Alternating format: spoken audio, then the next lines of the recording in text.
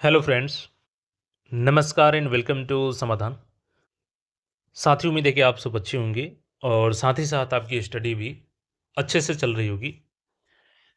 साथियों, जैसा कि एएमपीओ असिस्टेंट म्युनिसिपल प्रोग्राम ऑफिसर यानी कि सहायक नगर पालिका योजना पदाधिकारी और इस वैकेंसी के रिगार्डिंग हमने आपको बोला था कि आपको कुछ इन्फॉर्मेशन हम प्राप्त किए हैं, उसको बताएँगे आप लोग को। लेकिन माफ़ी चाहते हैं कि समय काफ़ी बिज़ी शेड्यूल होने के कारण मैं लगातार इसको 5-6 दिनों से अपडेट नहीं कर पा रहा था। फाइनली आज आपको बताने जा रहा हूँ और इसमें बहुत कुछ क्लैरिटी मिली है हमें इस वैकेंसी के रिगार्डिंग, जब हमने अपने सोर्स से पता लगाया तो। सबसे पहले तो बात करें हम लोग साथियों, तो ये मैंने पहले ही आपको बताया था कि लेवल 6 होने जा रहा है, क्योंकि कैबिनेट से इसको अप्रूवल मिल गया था। अब फाइनली इसका गज़ट भी आ चुका है। तो सबसे पहले थोड़ा-सा हम लोग गज़ट देख लेते हैं, फिर आगे इस वैकेंसी के बारे में जो भी लेटेस्ट इन्फॉर्मेशन हमने प्राप्त किया है, वो भी आपके साथ बताएँगे। तो ये देखिएगा, 19 मई को लेटर जारी किया गया, गज़ट में प्रकाशित किया गया और इसमें आपका जो बिहार नगरपालिका योजना सेवा नियमावली 2025 अधिसूचित है। तो इसमें देखिएगा पद का नाम क्या है, सहायक नगरपालिका योजना पदाधिकारी, ये मूल कोटि की पद है आपकी। तो यहाँ पे देखिएगा मूल कोटि का पद है, आपका लेवल 6 का पद है, 4200 ग्रेड पे का। और जो पहला प्रमोशन होगा आपका वो, ये देखिएगा, तो नगरपालिका योजना पदाधिकारी लेवल 7 का है, ये गज़टेड होगा। देखिए, अच्छी बात ये है कि आप जस्ट एक प्रमोशन में आप गज़टेड पदाधिकारी बन जाएँगे। भर्ती तो होंगे नॉन गज़टेड पोस्ट पे, लेकिन यहाँ से बन जाएँगे आपको गज़टेड पोस्ट पे।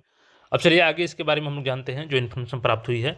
देखिए, वीडियो में आगे बढ़ने से पहले आपको बता दें साथियों कि अभी क्या है कि बिहार में अगस्त में बीएसओ का एग्ज़ाम संभावित है। इसके बाद सीजीएल 4 की एग्ज़ाम होगी और भी बहुत सारे एग्ज़ाम्स हैं जिसकी आप तैयारी कर रहे होंगे, चाहे वो सेंट्रल लेवल की हो या स्टेट लेवल की। तो ज़रूरी हो जाता है कि आप मॉक टेस्ट लगाएँ। और मॉक टेस्ट की बात आती है तो टेक्स्ट बुक की बात करें तो अभी समर सिलेक्शन सेल चल रहा है, जो कि 29 यानी आज से 31 मई तक चलेगा। इसमें आप ईयरली टेक्स्ट बुक पास लेते हैं तो आपको ₹439 केवल पे करने होंगे, अगर आप कूपन कोड यूज़ करते हैं SBYA। तो इंस्टेंटली आपको 12% डिस्काउंट मिल जाएगा। लिंक डिस्क्रिप्शन में है, जाइए परचेज़ कीजिए और अनलिमिटेड मॉक लगाइए, प्रीवियस ईयर क्वेश्चन सॉल्व कीजिए, अपनी तैयारी को नई दिशा दीजिए। यहाँ पे बेसिकली हम लोग देखिए 2 से 3 चीज़ों को क्लियर करेंगे। एक तो हो गया कि सिलेबस पे अभी बात क्या चल रही है। दूसरी चीज़ कि जो 2 से 61 सीट पहले बात चल रही थी, ये 2 से 61 सीट नहीं है। एग्ज़ैक्ट सीट का आंकड़ा मैं देने जा रहा हूँ आपको, कि एग्ज़ैक्ट कितना आएगा, और देखिएगा इसके बाद सभी लोग 20 सीट अपना घटा देंगे। क्योंकि जो मैं डाटा दे रहा हूँ, वो मैंने बिल्कुल इन्फॉर्म हो लिया है वहाँ से, जहाँ से भी हमें सूचना मिली है, उसके बाद आपको बता रहे हैं। और इसकी क्वालिफ़िकेशन तो देखिए, क्वालिफ़िकेशन के बारे में मैं थोड़ा-सा क्लियर कर देता हूँ। क्वालिफ़िकेशन हालाँकि पहले भी मैंने बताया था आपको। इसमें देखिएगा अर्हता क्या है, तो मूल कोटि के पदों पर सीधी भर्ती के लिए न्यूनतम शैक्षणिक अर्हता किसी परिनियत विश्वविद्यालय से किसी भी विषय में स्नातक की डिग्री होनी चाहिए। यानी कि कोई भी ग्रेजुएट है किसी भी सब्जेक्ट से, तो आप सभी इस पोस्ट के लिए एलिजिबल होंगे, जिसमें कम से कम आपको 21 साल एज कंप्लीट होनी चाहिए और ग्रेजुएशन आपकी किसी भी विषय से कंप्लीट होनी चाहिए।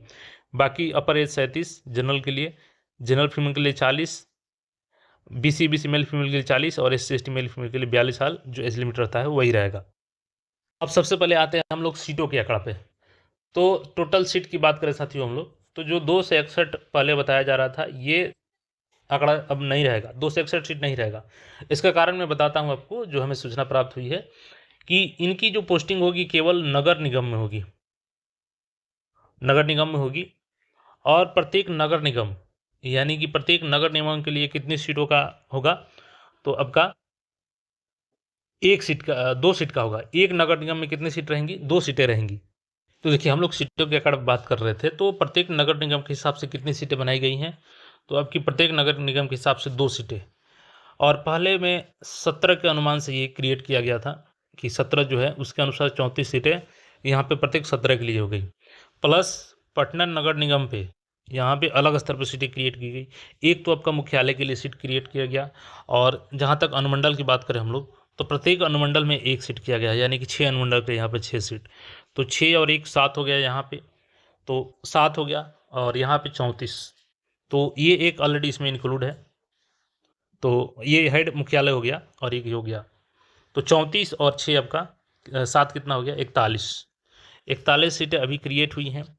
बट आपको जानकारी के लिए बता दें कि इसके बाद 2 नए नगर निगम और बने हैं। कौन-कौन से?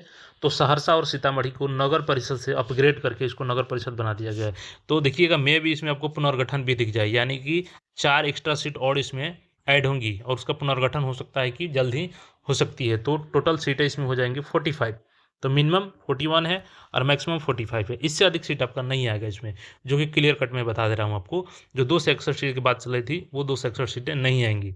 यानी वर्तमान में कितने सृजित पद हैं? तो 41 है। मैक्सिमम कितना होगा? तो 2 और नए नगर निगम के लिए 4 सीट होगा, तो वो 45 सीट हो जाएगा। 45 सीटों पे ये वैकेंसी लेवल 6 के लिए आएगी। और चूँकि अभी आप सब देखेंगे कि जो एडीओ का एग्ज़ाम कैंसल हुआ है, तो अभी उस पे बात चल रही है कि उसका सिलेबस क्या पीटी और मेंस रखा जाए या केवल पीटी ही?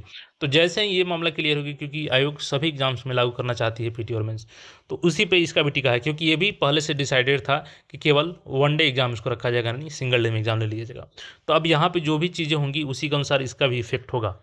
तो सिलेबस तय होगी, तो उसके बाद एईडीओ के बाद इसका भी वैकेंसी आपको देखने को मिल जाएगा। तो पहले एईडीओ का मामला क्लियर हो जाए, फिर ये भी वैकेंसी लाइन अप में है और ये वैकेंसी आपको जल्द दिख जाएगी। तो सितंबर तक उम्मीद कीजिए कि सितंबर तक ये वैकेंसी आपके साथ दिख सकती है। बाकी इसके अलावा जो भी क्वेरी हो कमेंट करके पूछ सकते हैं और मिलते हैं फिर नए अपडेट में। चैनल को सब्सक्राइब करके जुड़ रहें। धन्यवाद।